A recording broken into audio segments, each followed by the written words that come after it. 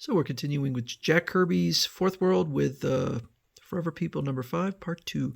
Then they instantly reappear in an atmosphere almost ludicrous to Sonny. I'm in a tunnel, the kind built to scare people in an amusement park. All those horrid faces popping out at us. Ugh, that skeleton's funny. Oh, I'm sorry. I don't like this ride, honey. It's so morbid. That skeleton's funny. He's jumping about like he's trying to break out of his cage. But the skeleton can't, because his prison is made of more than earthly glass, because an invisible scrambler has distorted his true image, because he's a captive of Darkseid. Until the hand appears with the power to break the glass, the scrambled image, and release Mark Moonrider.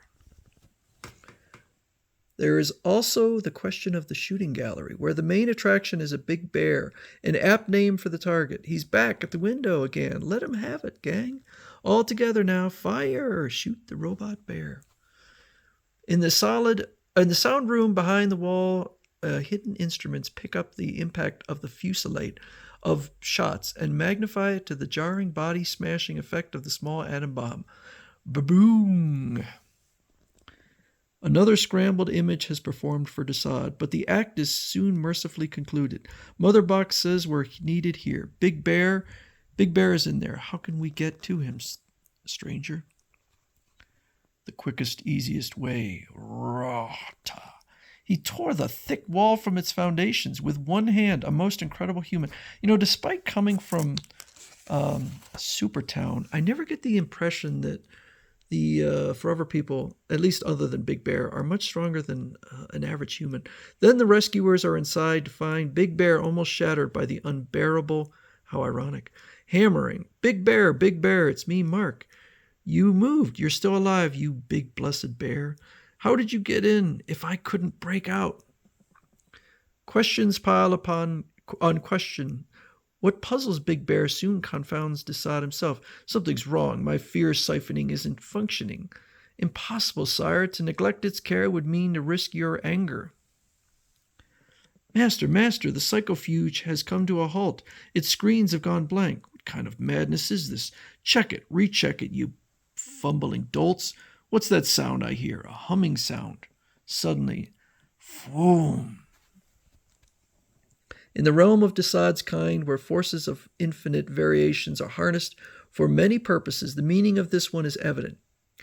Guards, there's an enemy among us, an enemy with a damnable mother box. Activate all sensors, track down the intruders. Alert.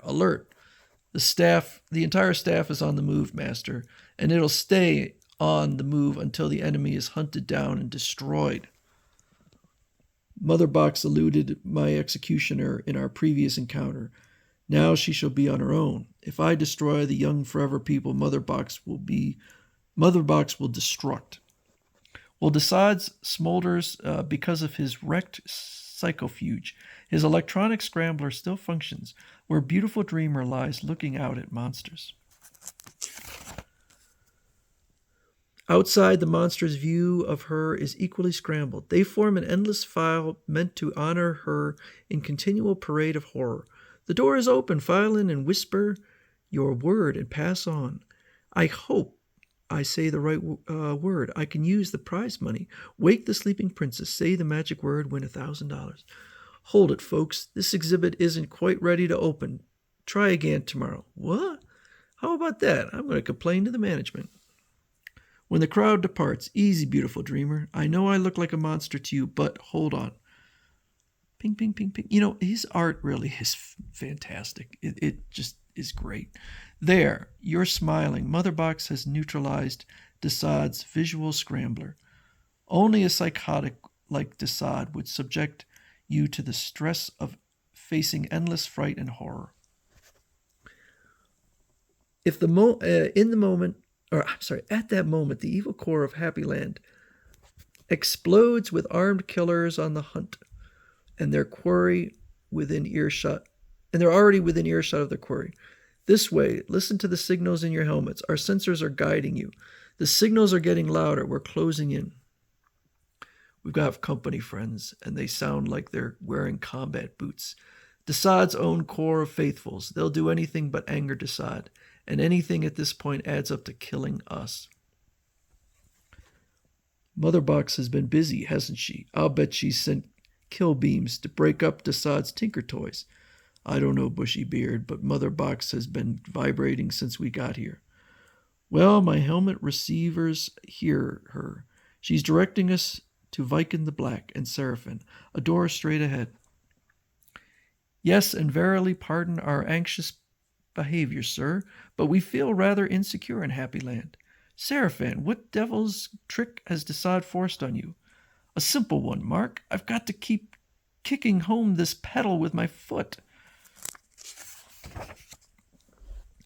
Say no more. This monitor screen tells everything. Each time you kick that lever, you trip a release that pulls poor Viken from the path of the roller coaster. Yes, but I've been at it for hours. Darkseid knows the moment I tire, Viken will die on the following run. Clack.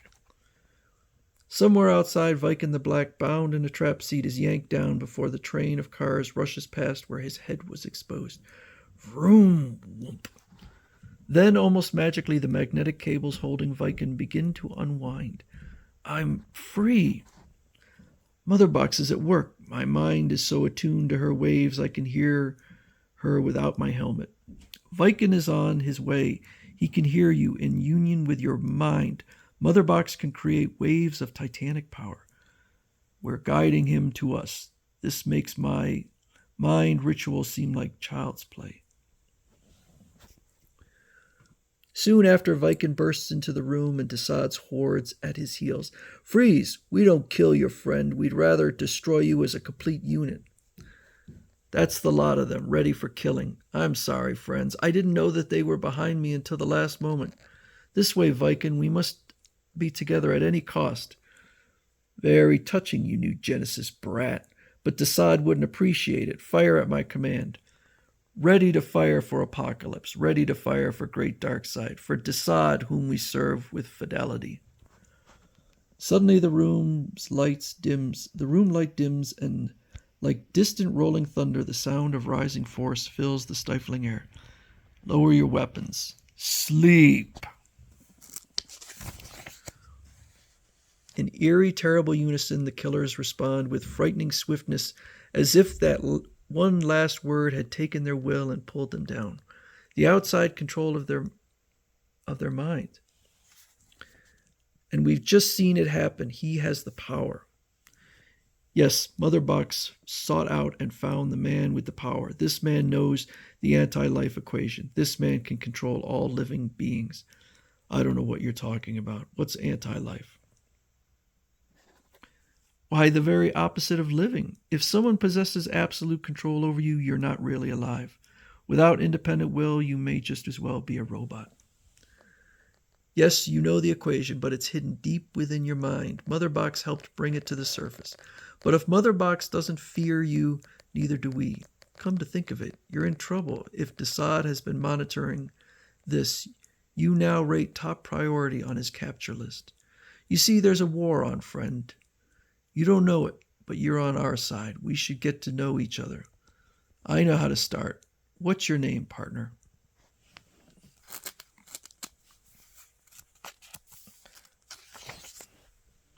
I'm Sonny Sumo, and I've handled power all my life, but this kind of scares me. Where we come from, the anti-life equation is one of many others, almost as awesome, but they merely exist. Don't you see? It's we who live. Why not just live, Sonny, your way? That's our only objective, to stop the forces that won't let us do just that. Okay, I'll buy that. What's our next move? To free the others held captive here and make certain that Happyland amuses only paying customers. But the enemy is also involved by telescreen. Great Darkseid, you saw, you heard. You know, Darkseid, I must admit, they have a point. We must be what we are. And of course, that's the pity of it. It's the very core of our conflict. To fulfill ourselves, we must kill them, and take Sumo. I want the anti-life equation. What happens next will astound you. By George, it astounded even me. And I, Jack Kirby, am much closer to this saga than you are, reader. There's been nothing in comics that equal its like. I've seen it, and I'm still shaking. Now you see it. Here it comes in the next issue of the Omega Effect. So we're going to get a little bonus here. A story about Lonar, the young gods of Supertown introducing Lonar. In all of the new Genesis, he alone shuns the satellite city and wanders continuously among the natural world and among the things he's seen and never talked about. There's no record anywhere of Lonar's greatest discovery, the glazed pit and the shattered remnants of a once proud city, the unbelievable survival of a small place of elder gods. Evidence of the violent culture base lies everywhere. Lonar examines artifacts long shorn of their might and magic, born and bred in violence, thus they died. Mother Box activates, but there's nothing here to react yet. This mound of encrusted ash, it seems formed around some central object. This bears closer examination. Can it be possible that some sort of shock could have induced a natural case of suspended animation? There's no mistaking it. Something has survived this ancient holocaust. Perhaps small shock blasts generated by Mother Box will reveal more. But the shock seems to spark greater eruptions in the dead city, and in the rumble of continuous reaction, the unearthed survivor jolts to life. It's a battle horse. I've seen statues of them. Lonar has acted instinctively. He's leaped astride the animal's broad back and rides with the beast. Meanwhile, the ancient fires have been rekindled, and what's left of the city dies again. The pit blazes as it did in the last fiery moment of the elder gods, but its 2 living occupants have escaped. For good or evil, the world of New Genesis resounds to powerful hoofbeats that once mingled with the terrible sounds of battle. At any rate, Lonar has a living artifact and wondrous warhorse. I don't know if Lonar is ever seen again. I don't believe he's seen in these stories. It's just kind of an aside. So our next story will be New Gods, number 5.